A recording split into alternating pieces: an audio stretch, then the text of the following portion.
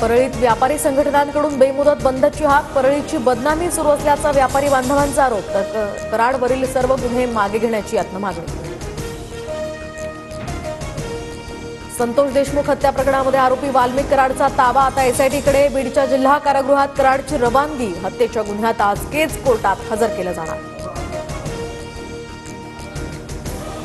वाल्मिक कराडवर मकोका लावल्यानंतर आता समर्थक आक्रमक. समर्थकांकडून अंगावर रॉकेल ओतून आत्मदहनाचा प्रयत्न. जखमी समर्थकाला उपचारासाठी रुग्णालयात नेलं. कराडच्या कुटुंबियांकडून सुद्धा 13 तासांनंतर परळी पोलीस ठाण्यासमोरचं आंदोलन मागे. मागण्यांचं निवेदन पोलिसांना दिलं, तर आजच्या बैठकीनंतर आंदोलनाची पुढची दिशा ठरवली जाणार.